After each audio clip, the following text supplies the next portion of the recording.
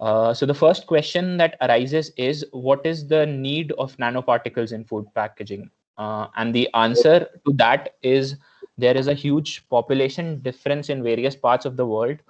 A large proportion of people living in developing countries face daily food shortages as a result of environmental impacts or political instability. While in the developed world, there is a food surplus. For developing countries, the drive is also there to develop pest resistant crops, which also maximize yield.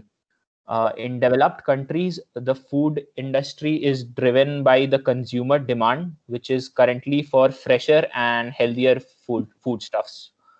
All these problems are solved by nanotechnology because it can transform the entire food industry, changing the way food is produced, processed, packaged, transported, and finally consumed.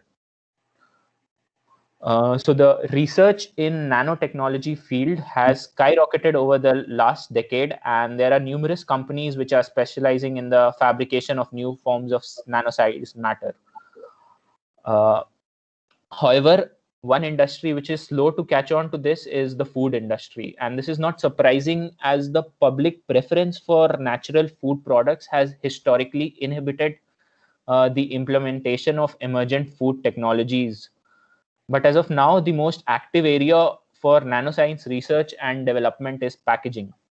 Packaging is essential to enable the effective distribution and preservation of food and other consumer products, and also to facilitate the convenience and communication at the consumer level. Packaging provides containment, protection, and during distribution and storage from external and internal unfavorable conditions such as water vapor, microorganisms, and mechanical shock.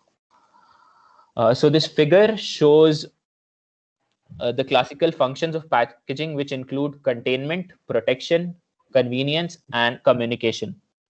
Nanomaterials are promising for improving the mechanical and barrier properties of food packages, as well as the development of advanced structures for active and intelligent applications. The limitations in current packaging are non-sustainable production, lack of recyclability, insufficient mechanical and barrier properties. Although metal and glass are good barrier property materials to prevent unwanted mass transfer in food packaging, plus, yet plastics are popular due to their lightweight and cost effectiveness and versatile characteristics. However, the majority of packaging material, including plastics, are petroleum based and are non-sustainable. Weak barrier properties of water vapor and gases are other critical issues in food packaging. For example, fresh product like vegetables, fruits need to be packaged in an oxygen permeable environment, whereas processed food products do not require such mass transfer. Another challenge faced is to achieve an adequate shelf life of for the products while maintaining the optimal quality and safety of the products.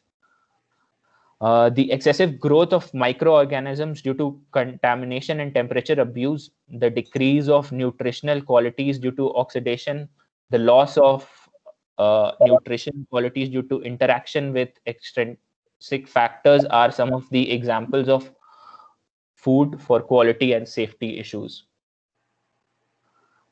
So the limitation of biopolymer is the weak barrier and mechanical properties as compared to their petroleum-based counterparts. This shortfall prevents the use of biopolymer in many food packaging applications.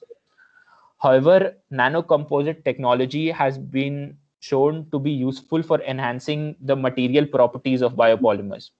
Composites have a continuous phase as a polymer, and a dispersed phase is a filler or a reinforcing material. And incorporation of nanoparticles like SiO2, carbon nanotubes into biopolymers and synthetic polymers enhances their mechanical properties. This figure illustrates how these materials improve the barrier properties as compared to the pure polymer material. The figure A is without the filler and the figure B is with the filler. As you can see, the filler increases the tortuous path for the permeant molecule and thus enhances the mechanical and barrier properties.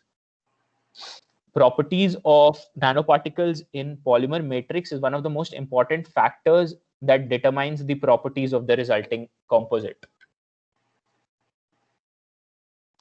Food products must have an adequate shelf life in order to ensure the quality. This will also impact sales and result in a lesser generation of waste.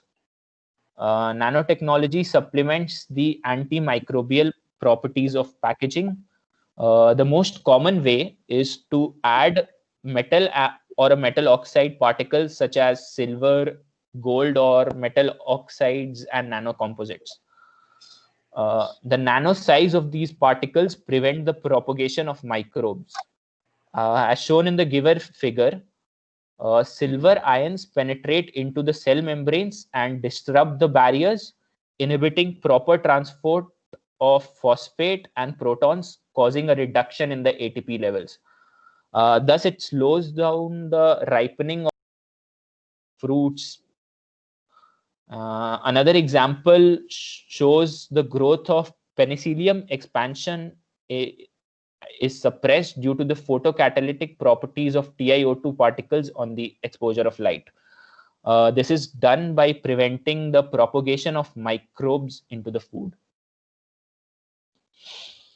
So oxygen reduces the shelf life by degradation reactions, and ethylene vapor accelerates ripening of fruits.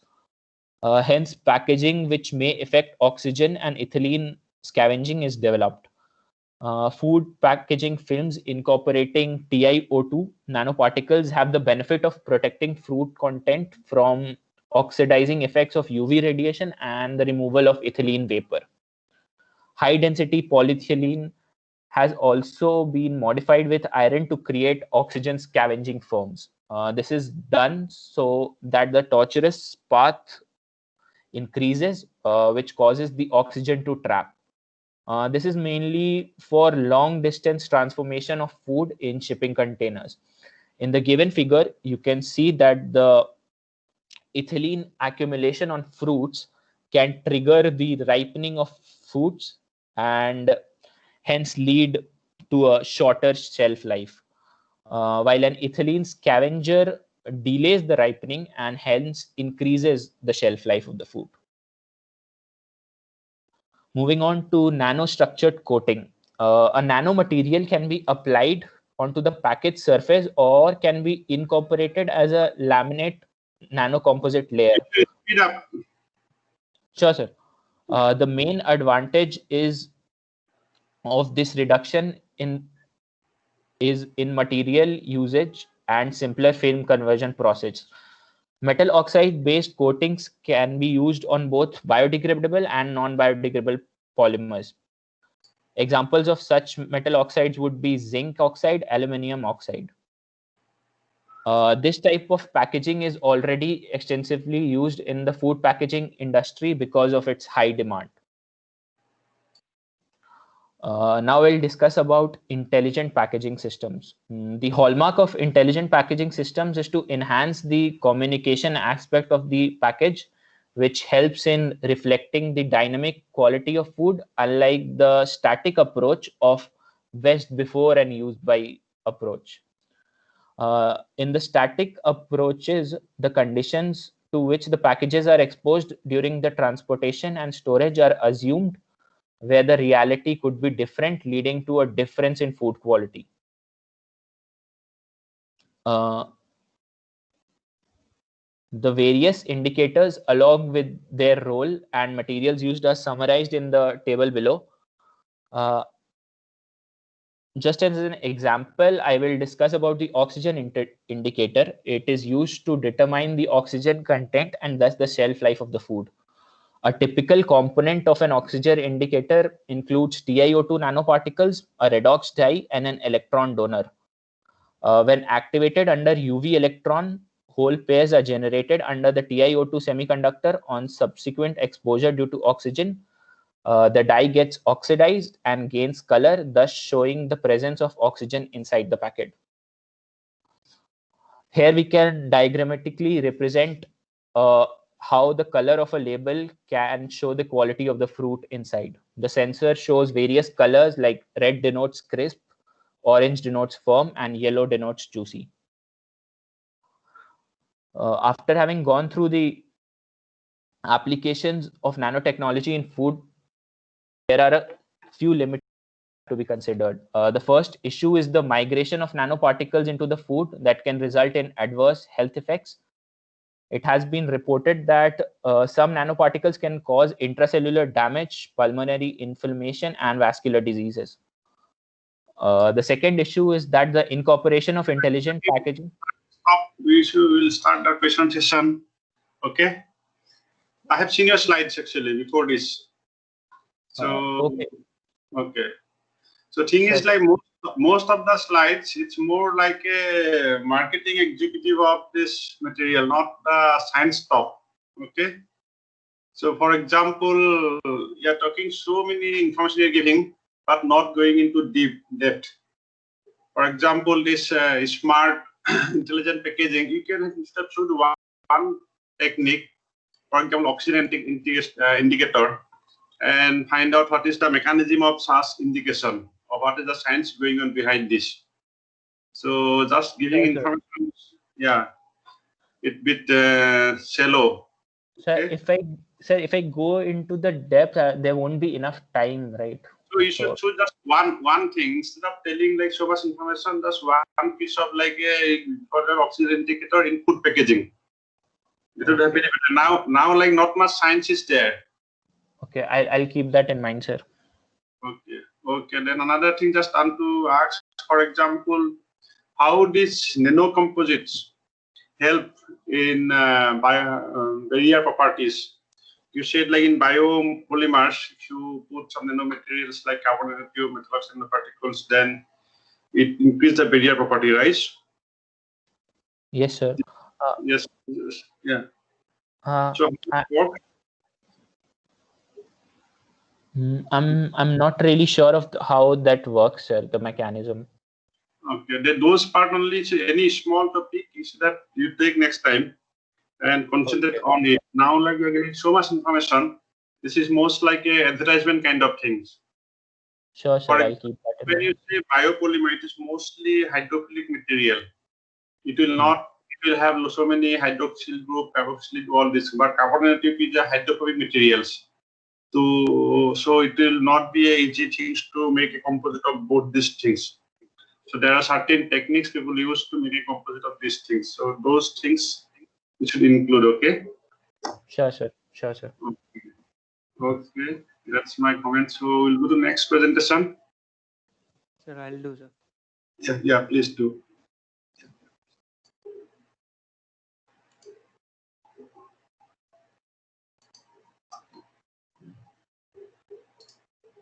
So are you able to see my slides, sir? Yeah, I have your slides. Okay. So good morning, everyone. Today, my presentation is on the topic atomic force microscopy. So the typical imaging of atomic force microscope is the image shown on the right. So this is of a topography of the surface, imaging through AFM. So henceforth, I'll refer to atomic force microscopy as AFM. And AFM is a very unique characterization technique that helps us to understand about the topography of a nanomaterial or any material in general, and obtain valuable information. The information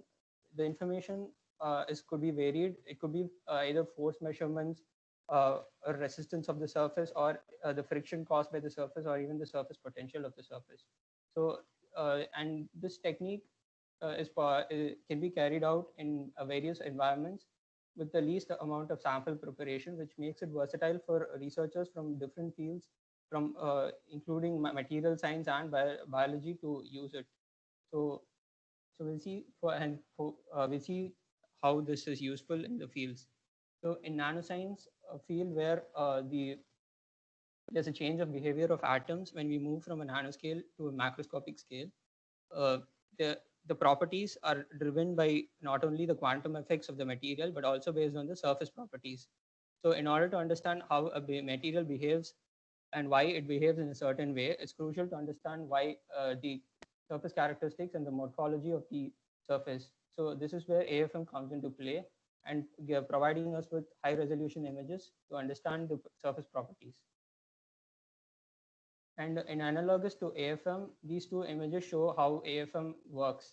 This is an analogy. A gramophone player reads the grooves on the disc to create certain music, and the braille text where the indentation text in person. So this is how we read the surface topography using a needle which is moved across a sample surface. And this image on the left is the typical representation of an atomic force microscope. So here there are a certain crucial components of the atomic force microscope. That is the cantilever, the beam from which a probe is suspended. The probe is the second crucial component. And the third is the laser and the photodetector.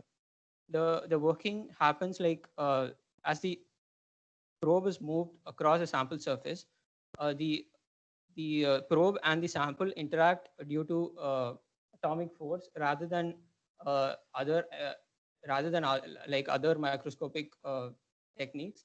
They interact through atomic forces, and due to which the cantilever is either attracted or repelled by the sample. And when there's such an attraction or repulsion, the laser beam is deflected from its initial direction of motion, and which is sensed by the photodetector. And once it's detected by the photodetector, there's a feedback loop that comes back to the sample stage to alter the position of the probe on the sample surface. So the interacting forces are of various kinds, and here are some of the interacting forces. The van der Waals, electrostatic, magnetic, repulsion forces, or frictional forces. And the problem is that only if we have a very clean surface, we can obtain exact measurements to exact measurements or through using AFM, because any impurity would affect the force experienced by the probe. The principle of AFM is based on the Hooke's law. The cantilever is considered to be a spring that is suspended. When a force interacts between the probe and the sample, the cantilever beam either is repelled away or attracted, according to the Hooke's law, which is equal to minus kx. And k is the spring constant of the cantilever beam, and x is the separation between the probe and the sample. And a typical force versus separation curve is shown in the image on the right. And this curve resembles very much, is very similar to the Lennard-Jones potential between two atoms when they're far apart, they have an attractive force, and when they're very close apart, they have a repulsive force. And in between, in somewhat of in a certain range, they are at equilibrium. They are neither attracted nor repelled. So based on the region in which they belong to, the modes of operation of AFM are varied. And there are three major modes of probing, as here based on the region in which they belong to. So the first is the contact mode, and second non-contact mode, and the third the tapping mode. We'll see henceforth like how these modes are operated in the atomic force microscope. So in the contact mode, the probe is in continuous contact with the sample, and it's moved across the surface with a constant force. And the advantages of this mode is that it's very fast and used for rough samples. The disadvantages is since the probe is in continuous contact, if the sample is a very soft sample, it's possible that the topography may be damaged, and even the probe can be easily damaged because of the continuous frictional forces acting on the probe, which may affect the measurements of the atomic force microscope. The second mode is the tapping mode, where the cantilever beam is oscillated at a certain resonant frequency, and the probe touches the sample, but only very instantaneously rather than like the continuous touching in the contact mode. And so because this does not create a lot of damage to the sample, it's possible to be used for biological samples, and the surface topography remains intact. So this is why this image will show why tapping mode is better than contact mode for soft samples, because the resolution turns out to be better for tapping mode than contact mode, because of it operates in a different at a certain distance, and the resolution is distance dependent also. And because we see that because in the contact mode, due to the continuous contact, there's a damage caused by the probe. The brown region is the damage region when the scanning happens across the sample surface. But then in the tapping mode, the surface topography remains intact from the second scan of the tapping mode. So the last mode is the non-contact mode. Here in this mode, unlike the other two modes, there's absolutely no contact between the probe and the sample surface. But then due to the separation distance, the larger separation distance compared to the other two modes, this can only be used for highly smooth surfaces where there's sufficient force to be that can be detected, and hence it's only applicable for highly smooth and soft matters. This is another comparison of between non-contact mode and the contact mode. We see that in the contact mode, because of its continuous contact, even when there is interruption of the or any contamination like water droplet on the surface of the sample, the topography will still be measured properly. But then in the non-contact mode, when there is an interruption or a contamination on the surface, the topography is not exactly calculated by the AFM. This is another description of how each contact mode occurs. The resolution of the imaging in the AFM is dependent on factors. One of the major factors that affect the resolution of the image is the dimension of the scanning probe.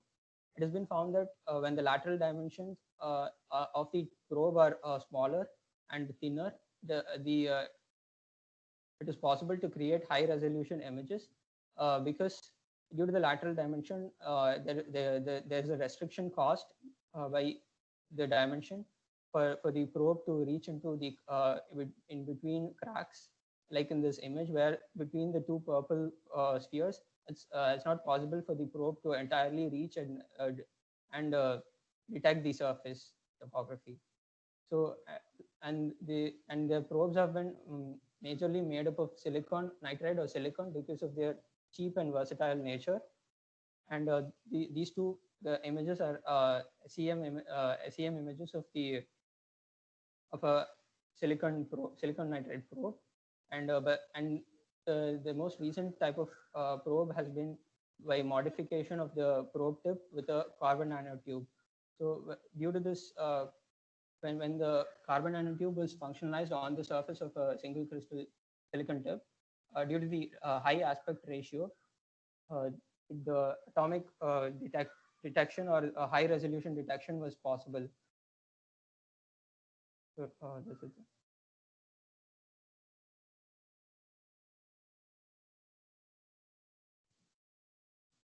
Hello? Hello, sir.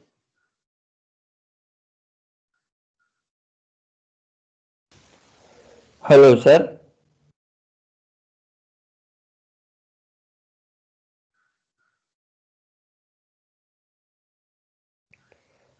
Hello, sir. I think he left the team.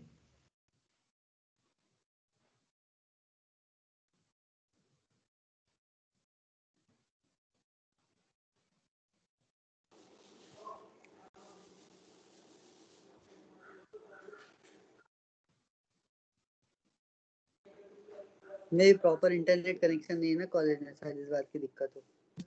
हाँ, काफी दिक्कत आ रही है internet से। हैं तो sir, अच्छा invite के लिए मैं कॉल कर रहा हूँ उनको।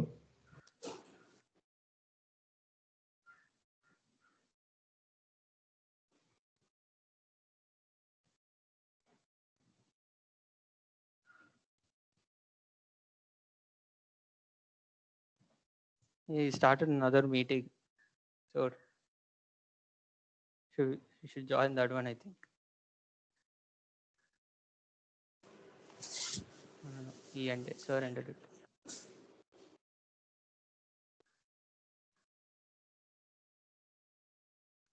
Hello? Hello, sir. Yes, sir. Sorry, actually, there was power cut. Yes, sir. Internet was disrupted. So I'll go to Harshan. So can you hear me now? Yeah. On the last slide, it's like it got disconnected. Should I So do it again? yeah, so it was okay presentation, good presentation only. So what is the typical size of a tip, AFM tip? How small it can be? I think it's in the range of like nanometers, like 100 nanometers or something. So, No, 100. but it has been varied. Like I saw in commercially, like there was different sizes of tip available. Like Yeah. nanometers. So what is the resolution of a AFM? Remember how small thing it can measure? What is the smallest surface, like thickness of a sample it can measure?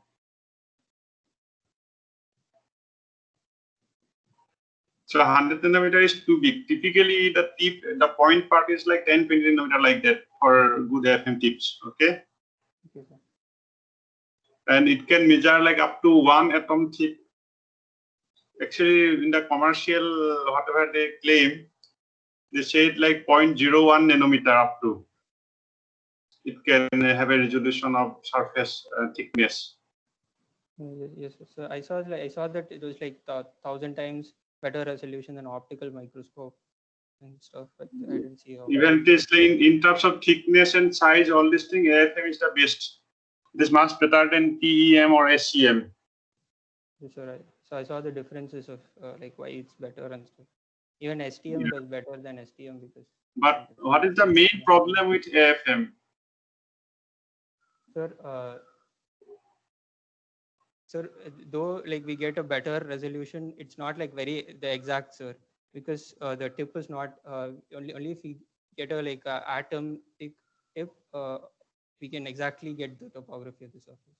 No, that's true. That is small variation is there in all the technique. It is there, but in terms of measurement of like a thickness, how high like a thick a sample is, this is the best. In terms of lateral dimension, like how wide or how long, there it is not very accurate. But the main problem is like it's very slow. It's like a blind man taking something, everything he is like touching with hand and finding out other things in a room. And it's not like a magnification of not illumination like optical microscope. So you just put a light, you see everything in that room. But here it is like a blind man go to a room, touching in every corner and find out what is in that corner. So that's the problem. And AFM is used to measure mechanical property of a material. Do you know how it can measure mechanical property? Sir, through the force measurements, I think they get the Young's modulus of the material, sir. Yeah, it is typically it is used. A diamond tip is used, and it is used to like make a hole in the substrate and find out how much force is required to make a hole in that substrate. And from that, it will give her like a mechanical property of very specific region. So that is done for like cancer cells also detection, right? Like cancer cell will be like less stiff than normal cell we can detect. Yes. So just for like a small thing, for example, like a cancer cell type of thing, or like a small device, a particular region, different mechanical property for another region, it can go and poke in that particular region and see. Okay, next present. Hello, sir. I'm roll number 20, Ritik. Hello. Go ahead. Please go ahead. You can hear me, right? Yes, clearly. Sir, Yes. I made some changes to the slide. Should I send it to you again? Yeah, please send it. I'm planning to have like another look before marking, using final marks. Okay, all the slides. Anybody want to update? Then they can send me. Yeah. Not totally different.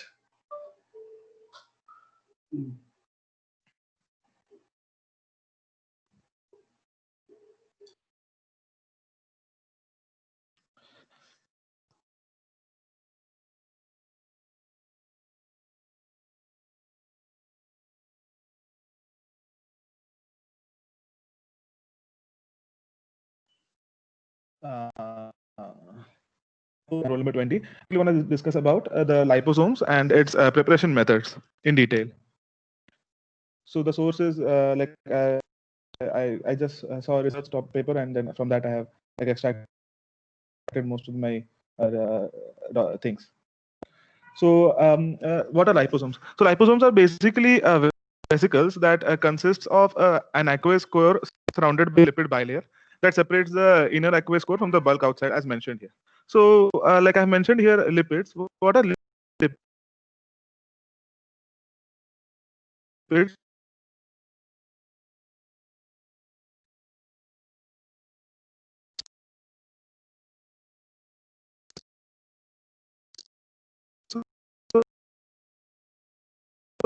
So lipids are basically amphibilic, where one of the molecule is amphiphilic and the other is water hating.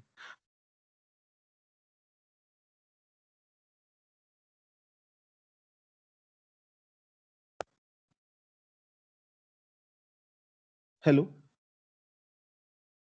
Yeah, please go ahead. I think it went somewhere. Sir, should I start again? Yes, yes. Yeah. So liposomes. So liposomes are basically vesicles that consists of an aqueous core surrounded by the lipid bilayer that separates the inner aqueous core from the bulk outside. So as I've mentioned about here about lipids. So lipids are basically amphiphilic molecules where one part of the molecule is water loving, hydrophilic, and the other is water hating, hydrophobic.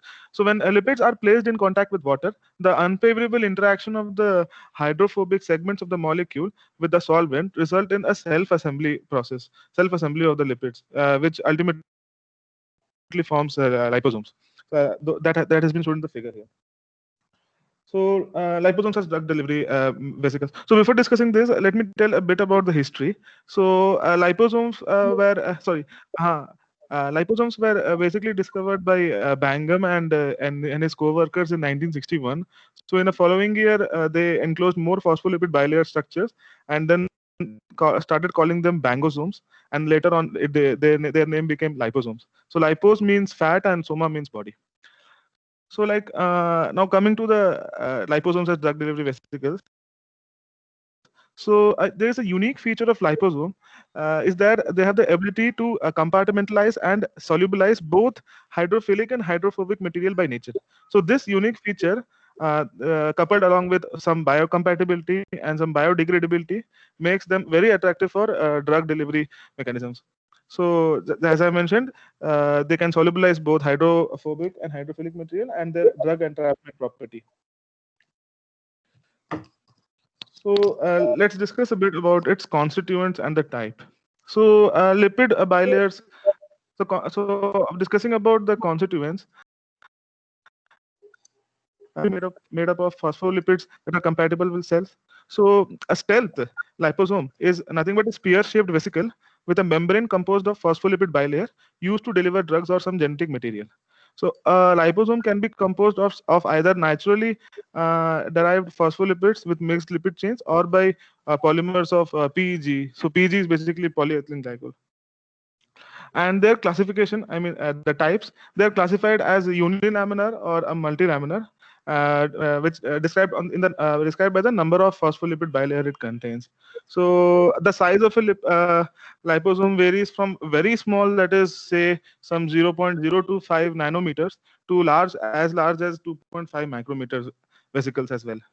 So in a unilaminar liposome, the vesicle has a single phospholipid bilayer sphere enclosed by a aqueous solution, and the multilaminar liposomes, the vesicles have onion structures with many layers.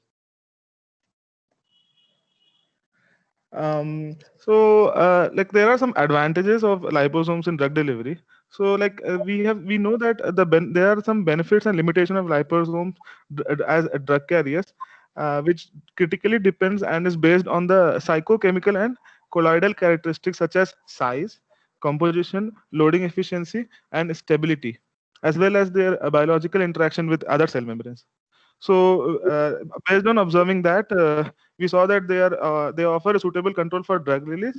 They are suitable for dispatching localized action to particular tissues, basically targeted drug delivery, and they are hypoallergic. Hypoallergic means they are relatively unlikely to cause an allergic reaction. They are non-pyrogenic, means that they do not cause any heat or fever when inserted into the body, and non-antigenic. Non-antigenic means they like when these foreign bodies are put in the body, they invoke an immune response, either alone or by forming a compound, and is capable of binding with one of the product of the immune system. And last but not the least, they increase the therapeutic index of the drugs. They allow a larger time period for its acting. So, what happens is that liposomes, they basically represent a very versatile and advanced nano delivery system for a wide range of biologically active compounds. An example is if you take the case of a drug called cytosine arbanoside, which is basically an anti-cancer drug. It is it has been observed that it increases significantly the survival time of mice which had leukemia disease. So it is one great achievement. So you And have there, what, sir? You have total 17 slides. Yes, sir. So you can't present total 17 slides. Okay, it's too long. Limit was 10 slides. Sir, I thought. So actually, I'm going quick, right? So. Go quick. Yes, sir. I'm so sorry for that. There are, now I'm going to discuss the main things, sir, actually. Various types of liposomes can be prepared by different preparation methods based on their required application. So there are two techniques. One is passive loading technique and one is active loading technique. So active loading technique is a bit advanced topic which I'll not be discussing. So under passive loading technique, I'm going to discuss mechanical dispersion methods, three methods: mechanical dispersion, solvent dispersion, and detergent removal method. So under mechanical dispersion method, I'm going to discuss lipid film hydration method, sonication, and French pressure cells. And in the solvent dispersion method, I'm going to discuss ethanol injection method, ether injection method, and reverse phase evaporation vesicle method. Another detergent removal system, I'm going to discuss dialysis method. So apart from that, extrusion, we have a stable plurally, and we have column chromatography as well. But these are not very highly used these days. They are still in their advancements stages. So, although most of the formation happens spontaneously, often some chemical agitation is required for the formation. So, there are a few parameters that should be considered during the selection of methods, I would say. So, let me jot them down. We see the physiochemical characteristics of the material to be entrapped and those of the liposomal ingredients. Second, we see the nature of the medium in which the two liposomes are dispersed. Third, we see the effective concentration of the encapsulated material and its potential toxicity. Next, we see the addition processes like, the delivery of liposomes. Then we also see the optimum size. We see the polydispersity. Polydispersity is nothing but the heterogeneity of sample based on size. And we also see the shelf life for intended application.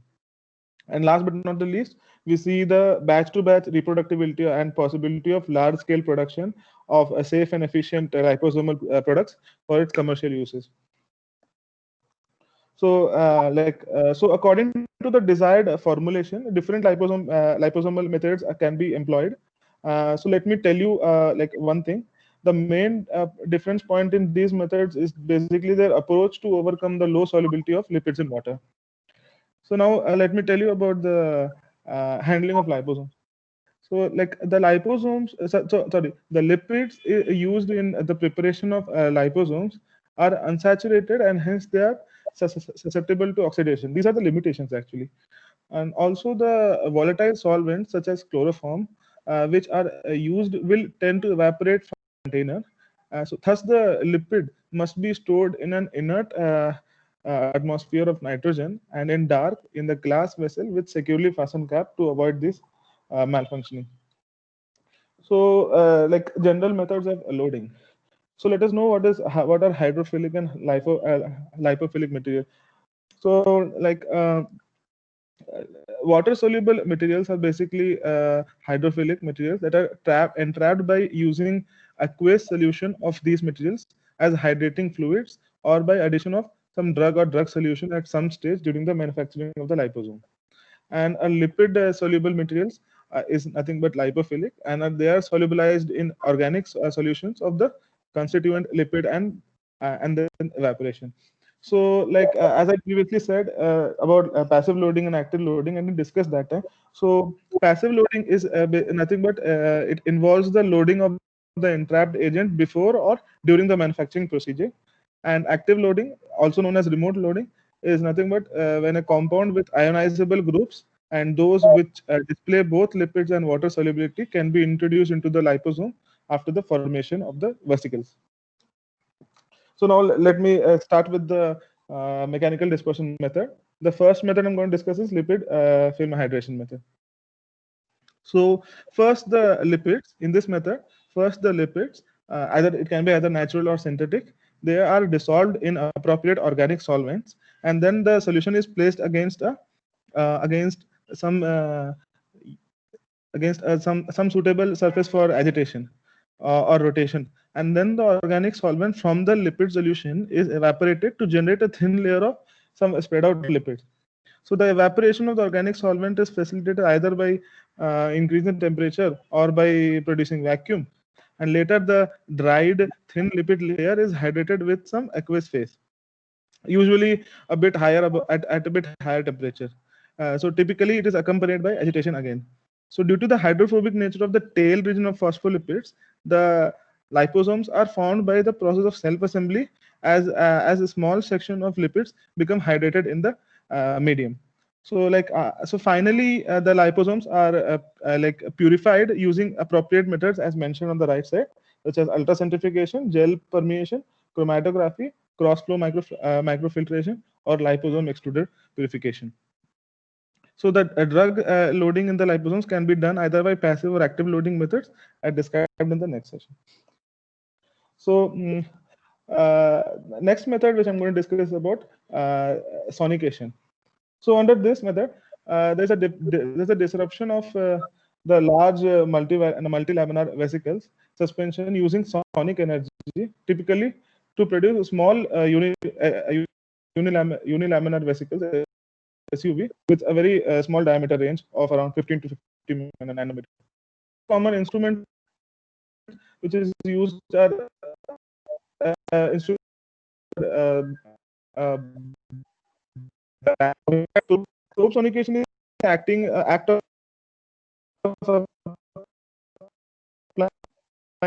sonic.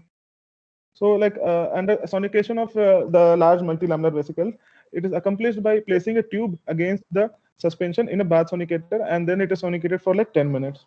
So what the advantages under this method is we are excluding organic solvent. It is one of the simplest method, and then there are some drawbacks also. Say it is not suitable for drug delivery applications where we have problems such as size instability and high leakage of the encapsulated drugs. So those two are the limitations. The next method is French pressure cell method. So under this method,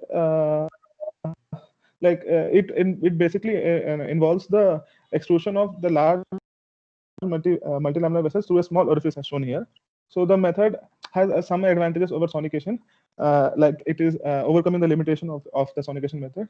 Plus the method is more simple, it is rapidly reproducible, and it involves only some gentle handling, not much complicated processing.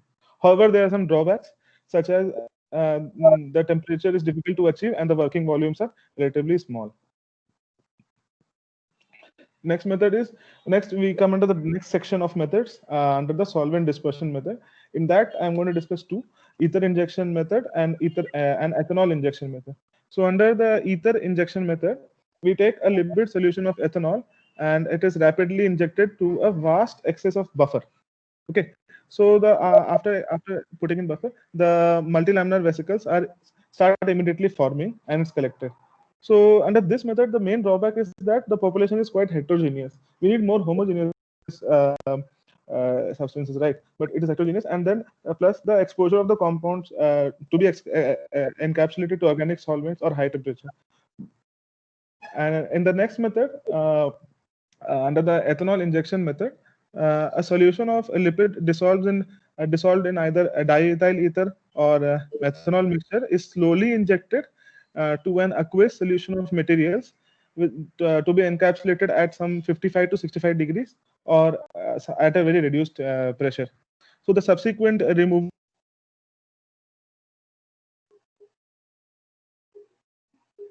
of ether under vacuum leads to the formation of quite dilute. Plus, it is difficult to remove all ethanol because it forms azeotrophs with the water, and there's a possibility of various biologically active macromolecules to go under inactivation, which is very harmful. It's useless. So next method is the reverse phase evaporation method. So under this method, the water in the oil emulsion is formed by brief sonication of a two-phase system containing lipids in organic solvents and an aqueous buffer. So the phospholipid in organic solvent is, say, a mixture of isopropyl ether or a chloroform. And then the organic solvents in the next process, the organic solvents are removed under a reduced pressure, resulting in the formation of a viscous gel. And then the liposomes are formed when the residual solvent is removed by continued rotatory evaporation under reduced pressure.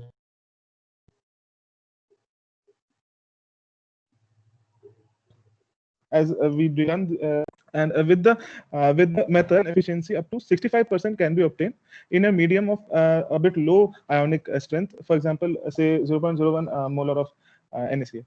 So the main advantages is that this can be used to encapsulate a large and small macromolecule. But the disadvantage is that exposure of the materials to encapsulated organic solvents and to brief period of sonication is again disadvantages, because sonication has its own disadvantages. Last method is the detergent removal method. So like we a micellar dispersion is subjected to any of the methods to remove to remove the detergent, either dialysis or column chromatography. So here I'm going to discuss the dialysis method. So under this method, the detergents with a high critical micellar concentration, say around 10 to 20 millimolar, are used so that their removal is facilitated. For example, the bile salts, which has sodium cholate and sodium deoxycholate, or some synthetic detergents like some some synthetic detergents. So we can see that we can easily remove the unbounded drugs over here. So at the start of dialysis, they will be sticking to the bag, and then when it is rotated at equilibrium, they have spread. So the main advantages under this process is that they have excellent reproducibility, and the production of liposomes are homogeneous. And plus, this process is very simple, and it is like highly economical as well, and used at a very large scale. The main disadvantage is that they have retention of some detergents. Thank you, sir.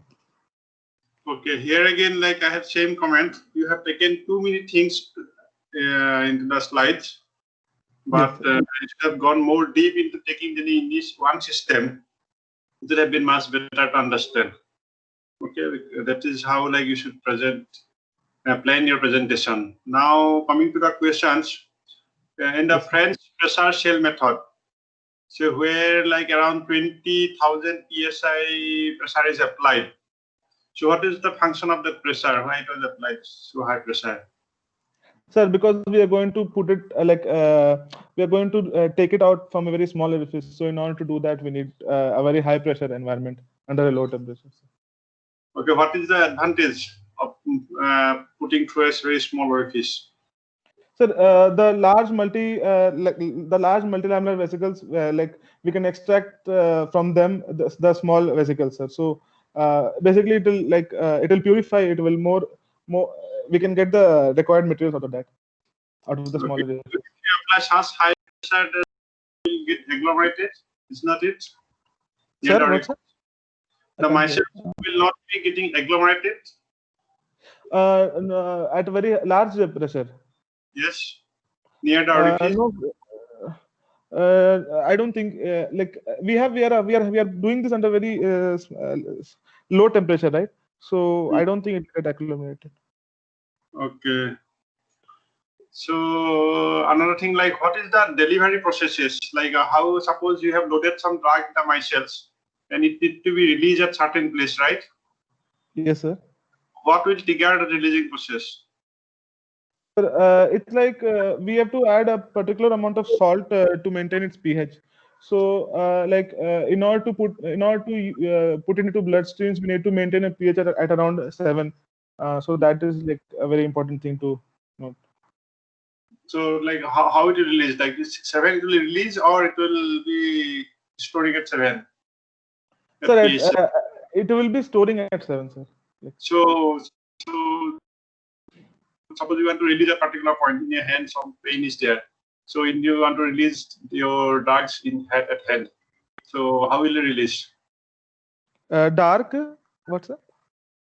Suppose you want to release your drugs, right? Somewhere in your hand. Yes, There's sir. just pain in your hand, right? So you want to release your drugs exactly at that place where pain is there. So you put your liposome with drugs which is stable at pH 7. So it will be not releasing there, right? It will keep roaming on the blood. Or if it releases at 7, it will release before reaching the exact position where you want to deliver. So how to control that process? Yes, sir. We are doing a targeted drug delivery, right? How the target is achieved? Sir, like we are going to use a proper size and like I think we have to look into the basic characteristics of the drug which we are going to inject. So only looking after that we can properly assess, sir. Like we should look at the compatibility. We should look at the compatibility and the degradability of the material also. Okay. So you look into it. Okay, that was the main part of drug delivery things. Yes, sir. Like you have to encapsulate a certain condition and it has to be released at certain conditions. Yeah, yes, sir. So then only we can increase the therapeutic value, therapeutic index also. No, like that's the point of drug delivery. You can directly eat the pill, right? It will go to all part of your body. Sir, your voice is cracking. What again? Can you say? It's okay. I didn't say anything. I just saw unless and until your drugs is released at particular point, particular area, there is no point of using drug delivery agent, right? Yes, sir. Yes, sir. We need targeted drug delivery, basically. Yes, it should be released in their targeted places. Yes, sir. Yes, okay. Next one. Thank you, sir. Thank you. Hello, sir. Yes, please go ahead. Sir, okay. I kind of miscalculated the time it's going to take me. It might take like more than 20 minutes. So okay. Go to next day. Can I just record the presentation and send it over then? No, what you do, you make a shorter version of it and we'll do it in the next day. Shorter version. Okay. Just take a very small topic but explain in detail. Okay, sir, definitely. Okay. Thank you, sir. Thank you.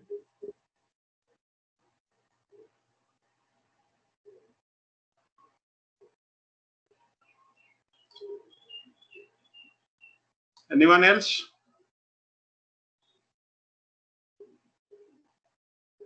Yeah, hello.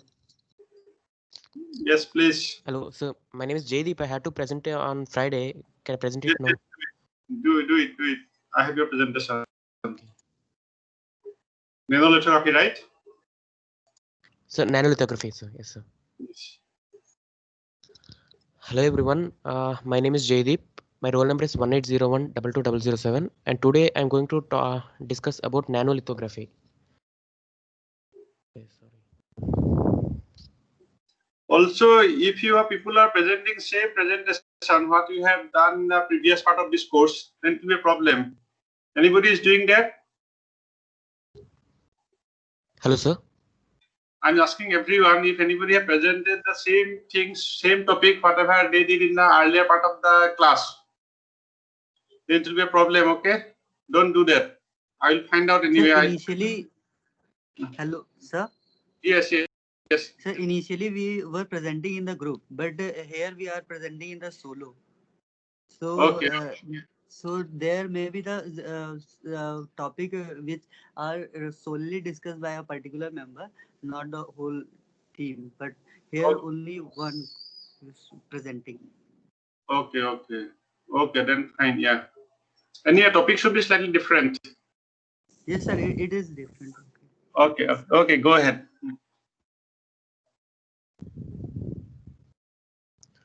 Okay, talking about the table of contents that I'll be discussing today, I'll be discussing discussing about the introduction. Directly go to introduction.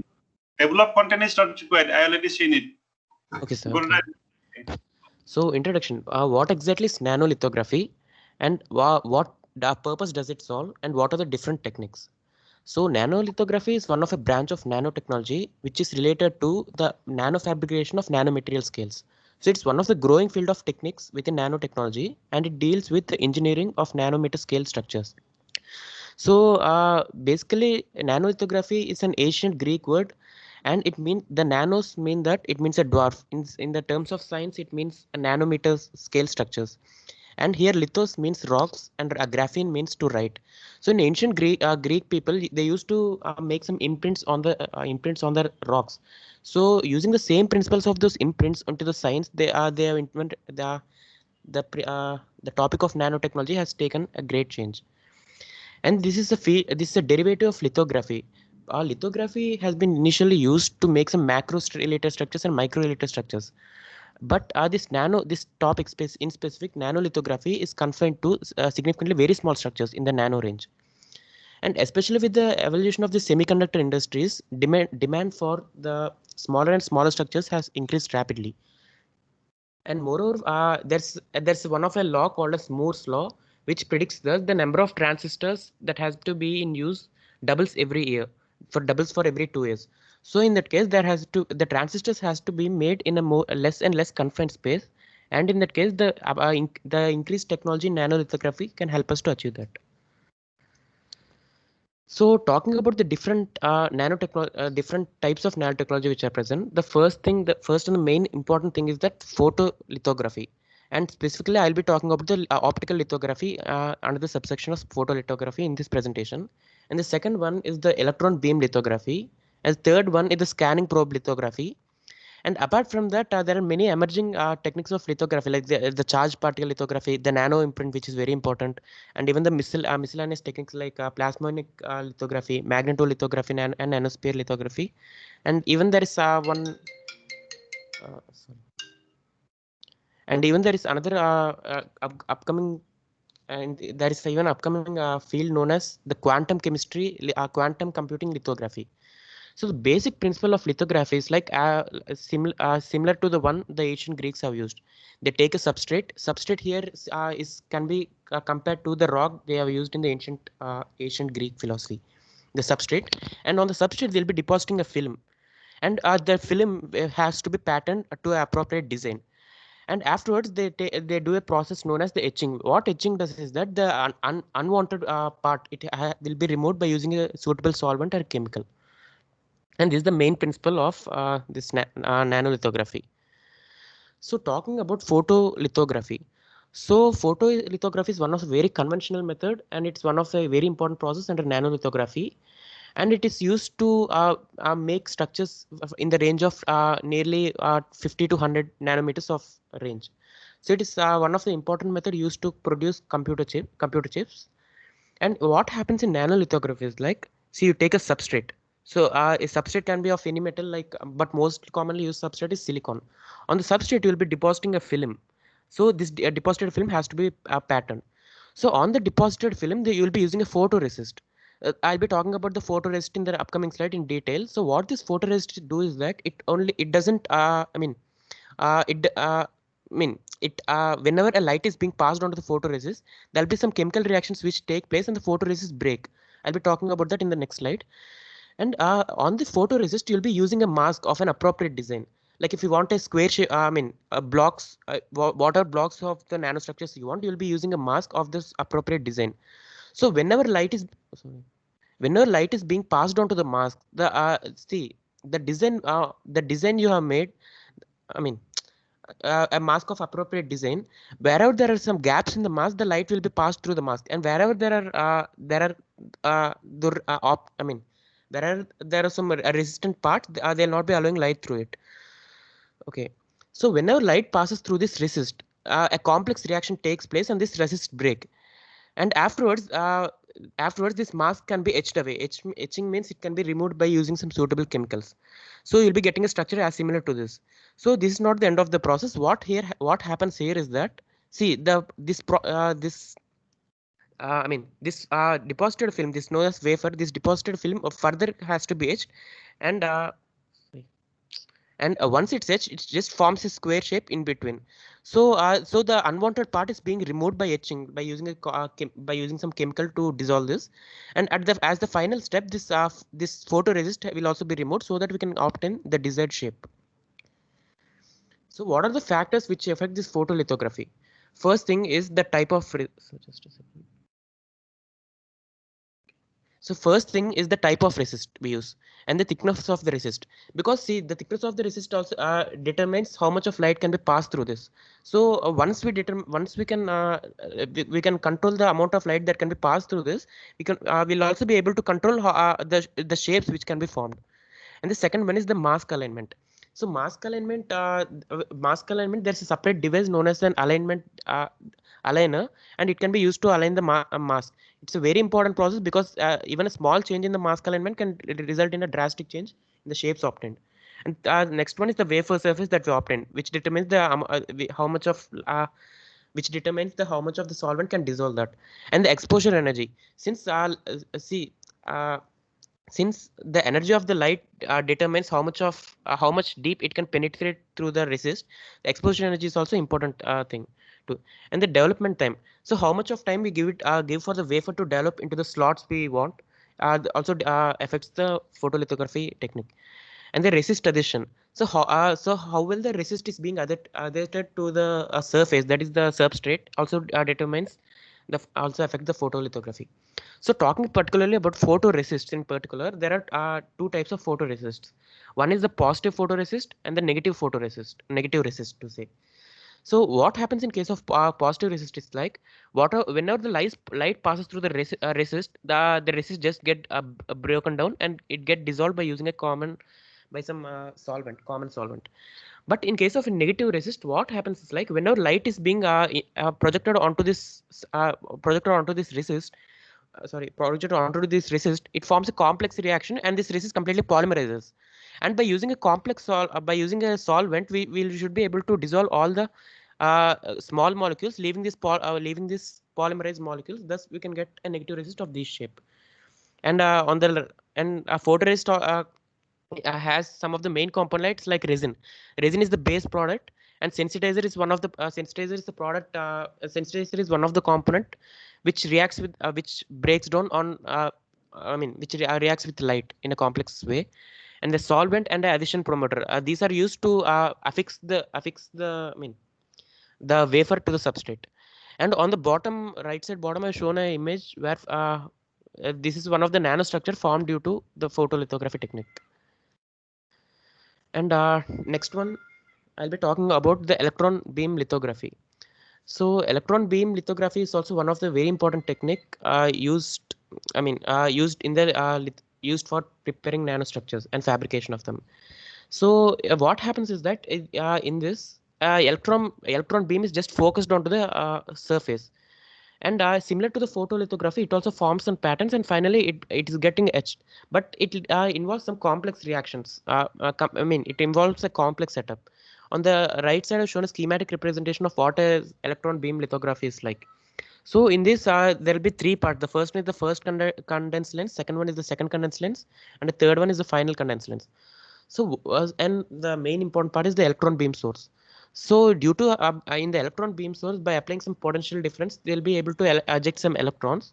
And once it passes to the first condensed lens, what happens in the first condensed lens is like, it just doesn't allow the electron to move ripple apart, because whenever electrons are being whenever electrons are moving in a dense pattern to say, so they just start to ripple, and there's a chance that they might just go away from their targeted site. So what happens is that the first condense lens make sure that they doesn't ripple apart. And the second condense lens, what it does is like it by increasing or decreasing the current, it will be able to control the speed of the electrons, at what speed they're hitting the target. And the final condense lens, what it does is like we'll be able to move. We'll be able to diversely move the targeted site. Like whenever we want to make any designs, we want to move the laser towards a different target sites. So this will be able to move the target sites. One of the important aspect of this lithography, electron beam lithography, is that it doesn't require any mask. So there is so each and every part of the structure we want, it has to be manually moved upon, and manually it has to be modified. Okay. And I'll be talking about PMMA in detail afterwards. But talking about the pattern transfer by etching. So this is the similar structure which I talked about in the photolithography. Similarly, we'll be using a different resist and a different mask. Different resist for this case, and we'll be able to manually target the resist and get the desired sites. So whenever so in the final process of which, whenever there's a final process of which whenever we transfer the pattern towards the resist, so towards the rewafer, there are two processes by which this can be happening. First one is etching. So what etching is a similar process that I explained in the photolithography. What happens is like the resist remains on the top, and the wafer will be further etched by using some chemical, so that the required pattern will be obtained. But there is a different process which can be used in the electron beam lithography. That is also known as pattern transfer by lift-off process. So in the case of the lift-off process, we'll be using a negative resist. So whenever we use a negative resist, the remaining parts of the resist will be staying there, and the parts which are being covered by a resist will be dissolved.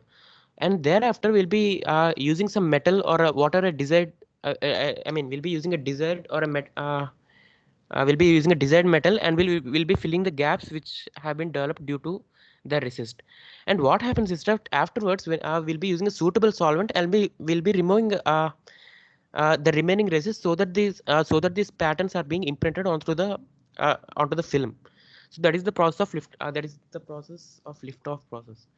And in the case of the electron beam lithography, we'll be using one of the very important resist used is PMMA, polymethyl methacrylate. And what polymethyl methacrylate does is that it breaks down large organic molecules into small monomers when it is being contacted with the electron beam. So whenever this is being broken down into small molecules, we can use a suitable solvent. In this case, mostly they'll be using a MIBK, that is methyl isobutyl ketone, and they'll be dissolving the smaller molecule. They'll be dissolving the smaller molecules. So the large molecules remain, while the smaller molecules are being dissolved using this solvent, which only leaves back the impressions we want. So talking about the advantages and disadvantages, I have not made a brief comparison of them. Instead, I'll be listing out all the advantages and disadvantages in detail. First thing is high resolution. In case of photolithography, the resolution. In case of photolithography, next slide. This Sir? I can read. Yeah, go to next slide. So should I explain this, or I can move on? I've seen this. I can read this. Okay, sir. Okay. So next, talking about the dip and lithography. Dip and lithography is one of the set of techniques which comes under the scanning probe lithography. So scanning probe lithography is used. You have a scanning probe microscope. Using a scanning probe microscope, you can individually align the molecules, and we can get the desired shape. It is one of the techniques for patterning the nanoscale, and it follows the top to bottom sort of phenomena, and it's one of the widely used technique in recent days. So it relies on the power of the atomic force microscope to pattern directly on the range of substances with variety of molecular rings. So these molecular rings can be like many of the proteins or a DNA of a proteins or some of the gold particles. This can be of molecular rings. So what exactly happens in the dip pen lithography is that, so you have a AFM tip, this atomic force microscope tip, and this has a very small tip in the range of 5 to 10 nanometer scale. So it will be dipped into a molecular ink. So when I have an image on the next slide which you can easily see. So this is this is the image. See, whenever we dip the atomic force microscope, the probe into the molecular ink, the molecules get affixed to this probe. And due to the humidity outside, whenever this is being placed onto the substrate, due to the humidity outside, there will be a water meniscus being formed onto the tip. So all these molecules just come into the water meniscus, and due to the self-assembly nature of these molecules, they'll be forming the desired shape. They'll be just getting aligned as we have seen. And okay, and here I have given a schematic representation of all these things. Okay, and see this dip, sir. Yeah, that's all. I have a conclusion part also. I'll just explain it. This dip in nanolithography is a very simple method, but also very powerful method for transporting molecules from the AFM tips to the substrate. And this resolution, I mean, we're talking about the resolution as to how compared to the electron beam lithography. This resolution depends on the grain size of substrate, because since the pen is in contact with the grain size, so if the grain size is slow, we'll be getting high resolution. If the grain size is very small, the molecules get scattered and the resolution will not be as expected. And the second thing is that the tip substrate contact time. See, as you can see here, the more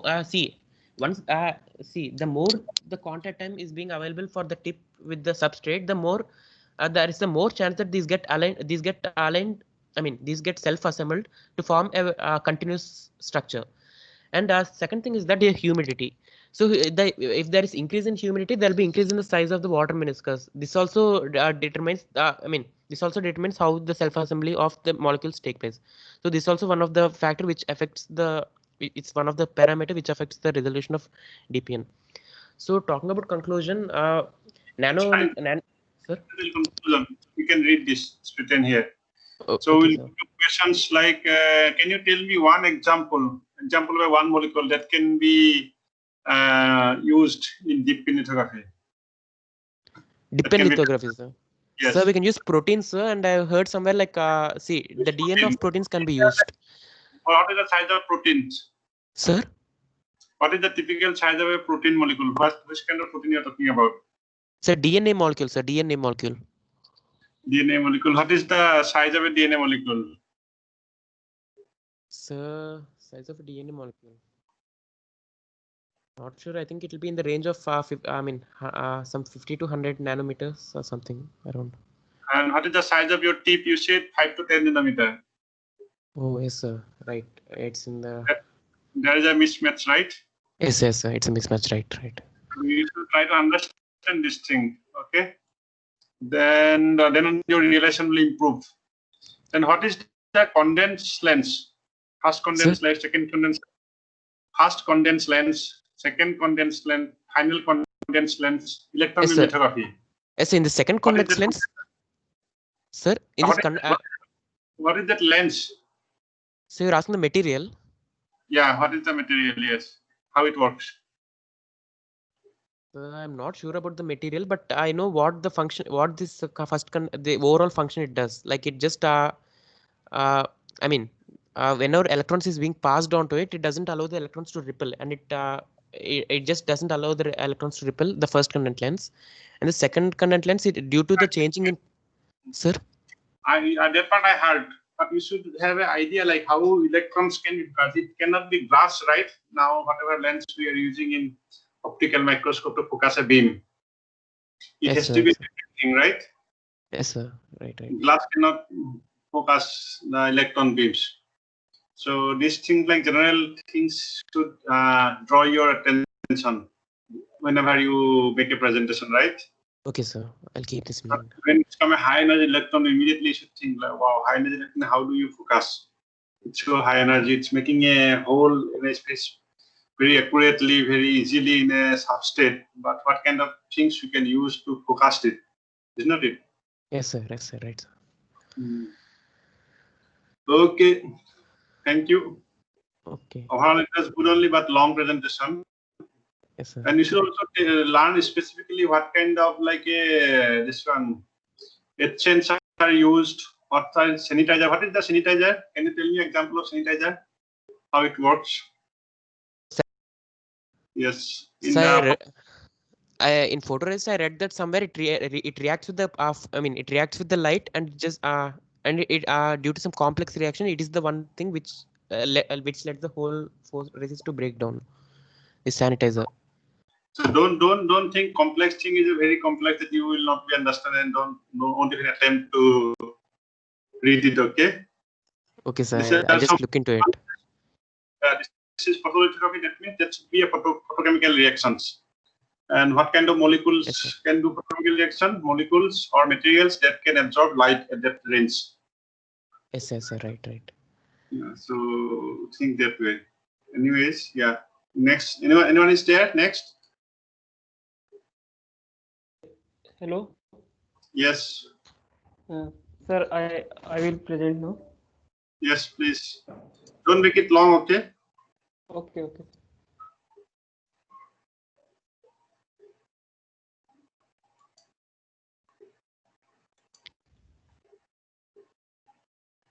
Sir, is my slide visible?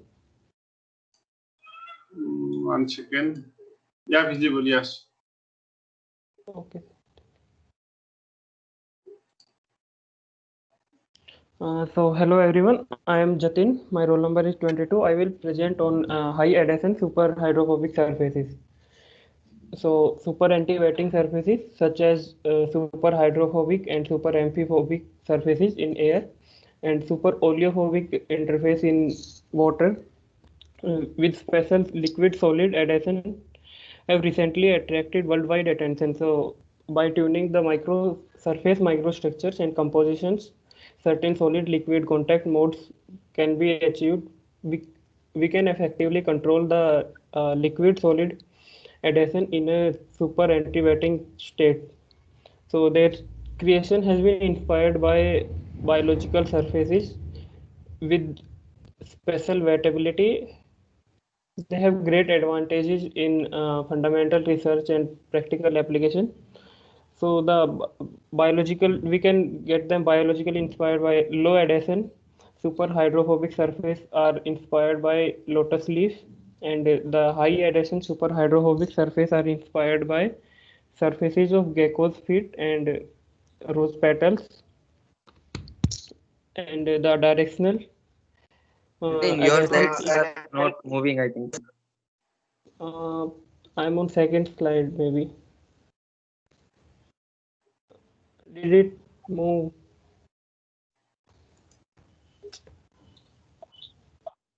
No, make it full screen. It is in full screen on my page. Enable editing, then you can use the full screen.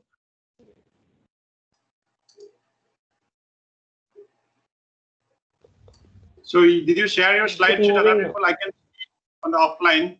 It's working fine because I'm in It's the moving now, sir. Yes. And the directional adhesion is in the super hydrophobic wings of butterfly. So now the solid adhesion on super hydrophobic surfaces, generally surfaces with a static contact angle more than 150 degree are super hydrophobic surfaces, and whether a droplet can be pinned on super hydrophobic surface is ascribed to the distinct contact angles Wengel state or Casey state and the triple phase liquid air solid contact line TCI. So in Wengel state, the water droplet fully penetrates into the valleys of textured surface and the TCL is continuous and stable. So it generates high adhesion to pin the droplet. In Casey state, it is opposite of the Wengel state. The water droplet is suspended by vapor pockets trapped on surface and TCL is continuous. So the droplet easily rolls off the surface. Metastable state is the intermediate of Wenger state and Casey state. In it, air is partially trapped in the valley. This indicates that the transition between these two superhydrophobic states can be achieved on some same microstructured surface when external stimuli exists. These states can be tuned between Wenger state with high adhesion and Casey state with low adhesion. So the solid liquid adhesion is accessed by contact angle hysteresis CAH, which is difference between the advancing and receding contact angles. Contact angle hysteresis indicates effects of adhesion along the shear direction only. Normal adhesive force is used to understand the adhesion behavior between solid and liquid. So now coming to my part, high adhesion superhydrophobic surfaces. So these are the surfaces on which, hello. So in your slide, something called enable editing is there, right? You click that one. What, sir? In the top of your slide, something is a yellow color one line is there, right? Protected view, enable editing. It is showing presenting and give control, stop presenting this. No. In the PowerPoint itself.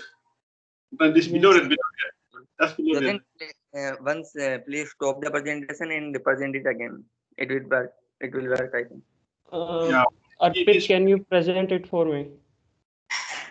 Okay. You can send it to me. Okay.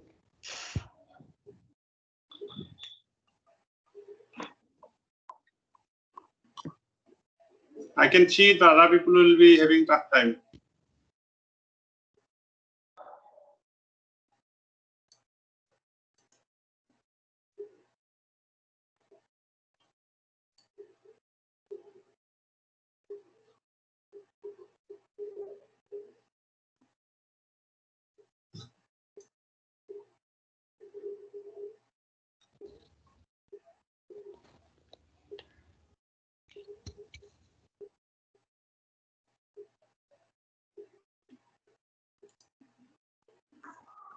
Yes.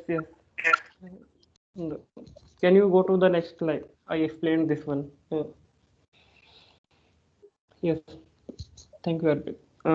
So the high adhesion superhydrophobic surfaces, these are surface on which a water droplet shows a static contact angle larger than 150 degree and it's pinned to the surface and at any angle. So we get inspiration from nature like in gecko's feet and rose petals. Arpit, next slide.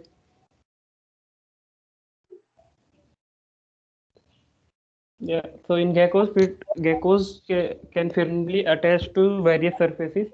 This adhesive ability of gecko arises from hundreds of microscopic hairs. These tiny microscopic hairs are called setae. Each seta then splits off into hundreds of even small bristles called spatulae.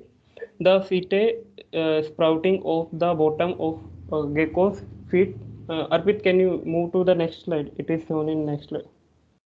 So the setae sprouting off the bottom of a gecko's feet does not stand straight up at a 90-degree angle. Instead, they branch out at oblique angles, as we can see in the diagram. So, Arpit, next slide. There is one hot line here. Go to previous slide. What, sir? The gecko's feet, the microscopic image slide. When you see, yes, that's slide number 6 here. Yes, there should be a scale bar. That white line is there, right, in the image. That white line will show like how big that image is. Like what is the magnification? For example, this is 100 nanometer. Then people will know what will be the size of your one hair. Yes, sir. That is how electron microscope images are represented. So that otherwise, like this can be 1 kilometer, 1 centimeter, 2 centimeter. How people will know? There should be a scale. In the paper, what happened? They'll put this white line and say this white line is of 1 micrometer. the bottom they will write it. That means we'll understand this length of white line is 1 micrometer means this should be around say 50 nanometer or 100 nanometer. You have an idea. But you have copied the image, then copied that part. Okay? So that you should be careful next time. Yeah. Whenever you copy a microscopic image, then you should have a scale there. So that relatively people will understand what is the size of the image you are showing. If you don't put that number, you always like see this kind of lines will be there in microscopic images. And on top of that line, there will be some numbers of nanometer, micrometer, or whatever it is, so that people will understand like what size range we are talking about. Okay? Yes, sir. Go ahead. Now, what is the size of this one hair? That is not put there. I don't know. Okay, okay. Because that is interesting to know, right? Yeah, yes, sir. Okay, we are at least curious to know like how small this hair could be. So, based on the recognition of the gecko's attachment system, a super hydrophobic polystyrene nanotube was fabricated by mimicking the gecko's feet. The film can hold a water droplet even if it is turned upside down, showing a high adhesion to water. Hello, Arpit, next slide.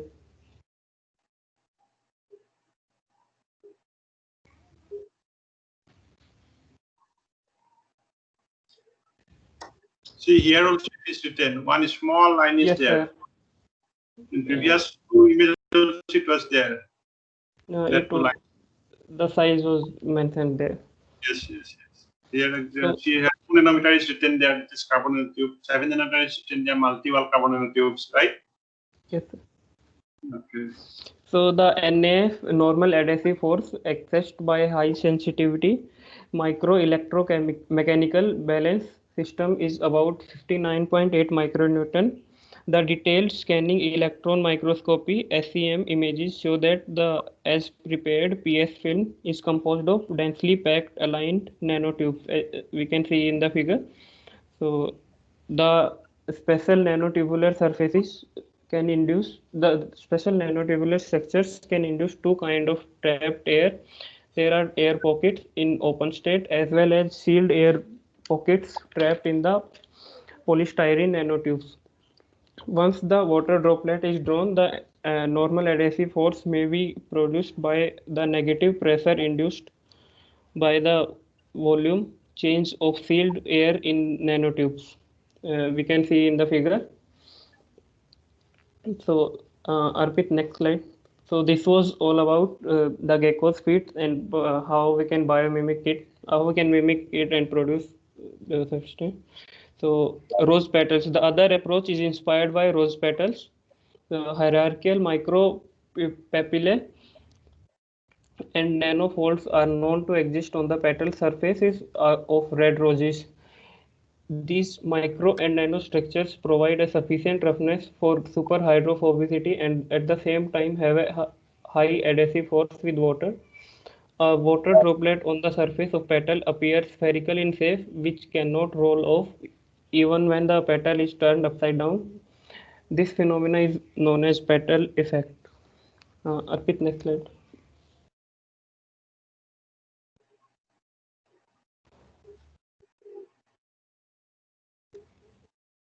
So, a periodic array of micropapillae is compactly arranged on the rose petal. There exist nanoscale cuticular folds on the top of micropapillae. A water droplet on the petal surface is expected to penetrate into the microscale grooves, but air gaps are present in the nanoscale folds, thus forming a partial Wenger state. Water sealed in micropapillae would cling to the petal surface, resulting in a strong adhesion between solid surface and liquid. So,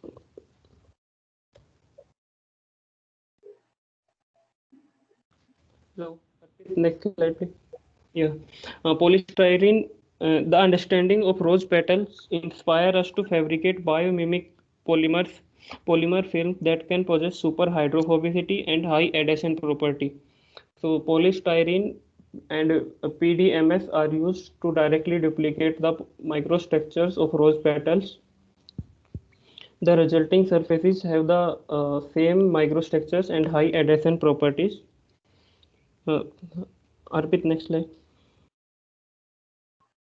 So where is the application of this? We can use it in high adhesion super hydrophobic surfaces provide effective solutions to transport small volumes of liquid. One example is that application of super hydrophobic PS nanotube film as a mechanical hand in no loss transport of a super paramagnetic microdroplet. When upper magnet, we can see in the figure, when upper magnet is applied, M droplet flies upward and is stuck to PS nanotube film due to strong adhesive effect. When the magnetic force is reversed, the M droplet falls back to the ordinary super hydrophobic surface. So the key point of this application is no loss of M droplet during the reversible transport. So these were the two, and so we discussed two biomimetic approaches for fabricating high adhesion super hydrophobic surfaces. One is design of structures with nanoscale pores that trap air isolated from atmosphere. This trapped air increases adhesion because of negative pressure induced by increasing volume of air packet. Jitin. Hello. Hello, stop. We'll start the discussion session. It's Yes, enough. sir. So in the slide number 7, you have shown like a polystyrene nanotube film, right? By mimicking gecko feet. Yes, Then sir. you have two image of carbon nanotube. So where you put like a carbon nanotube image when you're talking about polystyrene nanotube?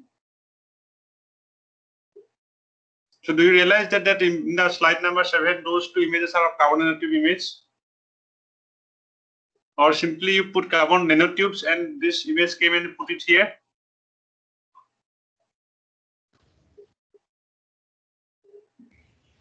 Is it from the same place where you are, this image are from the same place where you have read this topic, or you have copied it from a separate place? No, I searched it somewhere else. This picture. These two images are like a typical image of carbon nanotube. These are not polystyrene nanotube, okay? Oh, okay. And these are not representative. You first make some this one, what is called study, or find out like what you are actually copying. All the other diagrams are from the same place, but this one I searched. Okay, that is clearly visible to me that these are carbon nanotube images. Now another thing, what do you mean by weighting? For example, if suppose one surface is completely weighting with water molecules. In molecular level, what is happening?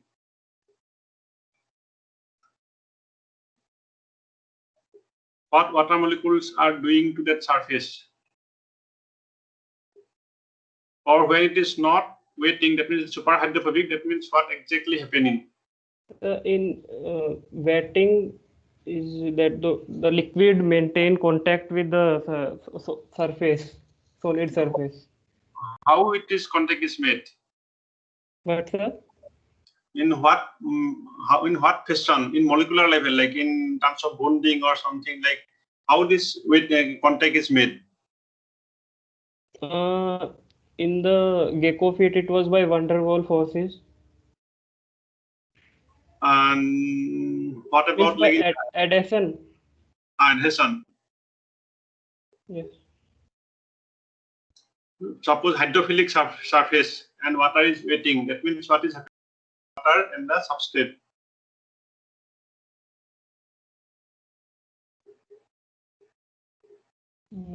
There is adhesion between them. Yeah, understand, but what kind of adhesion is there?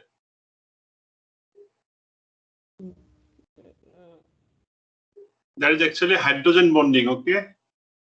Okay. So, for example, water molecule would like to form hydrogen bonding with another water molecule, right? Yes, sir. Yes, sir. As long as that bonding is there, they are stable. They are forming a nice homogeneous things. But when substrate, where you are putting the droplet, if they can extend that hydrogen bonding to the substrate, then it will be wetting. We call it hydrophilic. Yes, When the sir. substrate cannot form that hydrogen bonding, then water It molecule will be not like, hydrophobic. yeah, it will not form a bonding or that kind of interaction with the substrate. That is why they will form a spherical bomb, a spherical droplet with higher contact angle to avoid touching with the substrate, because they cannot form hydrogen bonding with the substrate. Yes, sir. There's no option to make a bonding with substrate. Okay. Yes, sir. Okay, that's all. We'll meet them next week for our presentation. Anybody is left? Hello. Yes, sir. I am. Okay, you want to do it quickly or you will do next week? Sir, I can do it now. You want to do it now? Yes, sir. Okay, do it. You do it, okay? Thanks.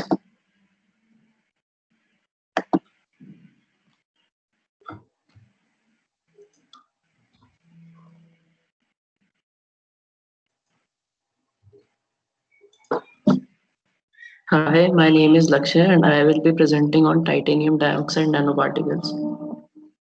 So, India is the reservoir of two chief minerals of titanium, that is ilmenite and rutile. Titanium dioxide exists in rutile form. The titanium dioxide nanoparticles have many merits, that is high specific surface area, proper electronic band structure, high quantum efficiency, chemical inertness and stability. Nanoparticles have wide applications, especially the titanium dioxide particles, that is cosmeceutical, pharmaceutical, optical, commercial applications. Titanium dioxide activated carbon composites have application in photocatalytic degradation of beta-naphthol from wastewater. The photocatalytic behavior of titanium dioxide has been studied for the degradation of beta-naphthol using X-ray diffraction. There are many methods of synthesis of titanium dioxide nanoparticles, that is sol gel technique, solvothermal, hydrothermal, electrochemical process, precipitation method, etc.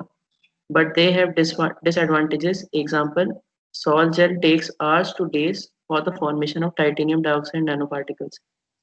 Hydrothermal method is synthetic method and involves chemical reactions. Precipitation method involves difficulty in control of particle size, as fast precipitation causes formation of larger particles. Microbial nanoparticle synthesis based method is eco-friendly and cheap as it get operated under mild conditions. Now let's discuss some of the properties of these nanoparticles. Titanium, the ninth most abundant element in the Earth's crust, is widely distributed. The average concentration of titanium in the Earth's crust is 4400 milligram per kilogram. The most common oxidation state of titanium is +4, but +3 and +2 states also exist. Titanium dioxide, also known as titanium 4 oxide, titanic acid anhydride, titanic anhydride, or titanium white, is the naturally occurring oxide of titanium. Titanium dioxide is a white, non-combustible, and odorless powder with a molecular weight of 79.9 gram per mole, boiling point of 2972 degrees centigrade, and melting point of 1843 degrees centigrade, and relative density of 4.26 gram per centimeter cube at 25 degrees centigrade. Titanium oxide is a poorly soluble particulate that has been widely used as a white pigment. Anatase and rutile are two crystal structures of titanium oxide, with anatase being more chemically reactive. Titanium dioxide nanoparticles are normally a mixture of anatase and rutile crystal forms. Now let's see the formation of titanium dioxide. Biosynthesis of titanium dioxide nanoparticles. Living systems are involved in the production of nanoparticles, which are more stable as compared with chemically synthesized nanoparticles. Nanoparticles synthesized using microorganisms are found to have less aggregation behavior due to presence of more repulsive forces. Titanium dioxide nanoparticles, which naturally exist in three different crystalline forms, anatase, rutile, and brookite, can be produced using biological agent. Biosynthesis of nanoparticles is one of the growing areas in the field of nanotechnology. Various reports are available on the utilization of bacteria, fungi, algae, plant material, and enzymes for the biosynthesis of nanoparticles. The mechanisms involved in the microbial synthesis of nanoparticles are bio, bioabsorption, extracellular complexation, or precipitation of metals, bioaccumulation, efflux systems, and alteration of solubility and toxicity via reduction or oxidation and lack of specific metal transport systems. Coming to the uses of titanium dioxide nanoparticles, titanium dioxide is a white pigment, and because of its brightness and very high refractive index, it is most widely used. Titanium dioxide accounts for 70% of the total production of volume of pigments worldwide and is in the top 5 nanoparticles used in consumer products. Titanium dioxide can be used in paints, coatings, plastics, papers, inks, medicines, pharmaceuticals, food products, cosmetics, and toothpaste. It can even be used as a pigment to whiten skim milk. Titanium dioxide nanoparticles are also used in. I can read. You discuss if any science part is there. Those things I can read, use, and all these things. What other things are used? These are like not very important here. You can Should I discuss exposure routes and limits? Okay, discuss. Titanium occurs in tissues of normal animals, but only in trace amounts. There is no evidence of titanium being an essential element for human beings or animals. The titanium compound concentration in drinking water is generally low. A typical diet may contribute to 300 to 400 micrograms per day.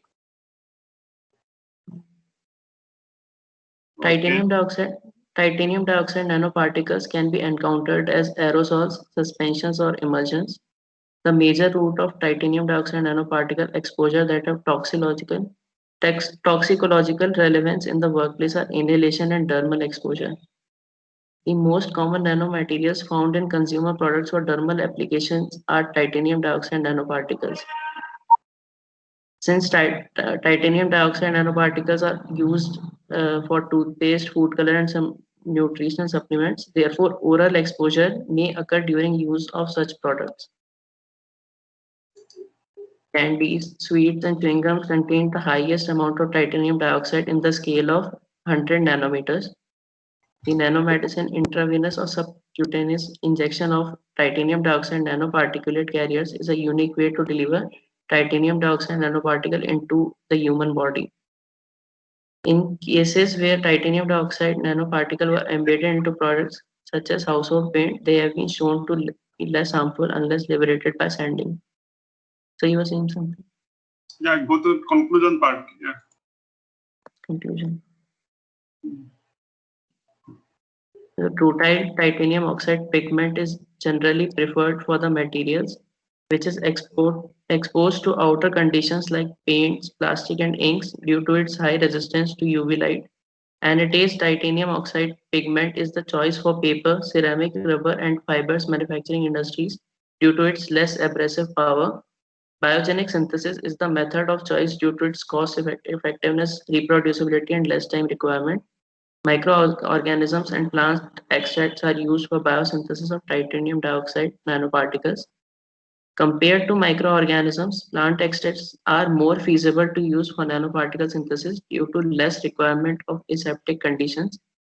Plants contain flavonoid, citric acid, ascorbic acid, reductases, dehydrogenase, and external electron shuttlers, which makes them suitable for the nanoparticle synthesis.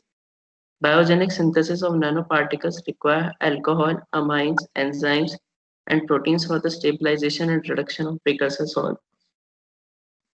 Titanium oxide can sustain in the environment for long period, and its antimicrobial activity makes them strong disinfectant, which will be 3 times stronger than chlorine and 1.5 times stronger than ozone.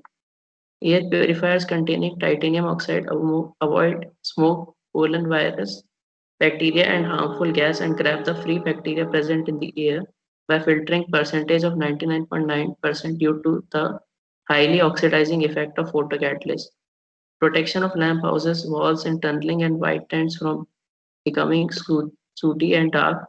can be achieved due to self-cleaning and high photocatalytic potential of titanium oxide. Okay. Thank you, sir. So, what are the processes we can use to make titanium oxide nanoparticle? So one is that biosynthesis of titanium dioxide. And other? Other are Sol gel technique, hydrothermal process. What is Sol gel technique and hydrothermal technique? I am not quite sure of. Okay, what is the difference between rutile and what is the another phase? Anatase phase. What is the difference between rutile and anatase phase of titanium dioxide? I'm not sure of that. Okay. Okay. Then what is the how biosynthesis is used to make titanium nanoparticle? So you read this thing, okay? Yes, sir. Okay. Okay. Thank you. All the best. Okay, thank you, sir. You try to like don't try to read the slides. You put Yes. it the important things. That's the better way of presenting. Okay. Okay, sir. Okay. Thank you. Thank you, sir.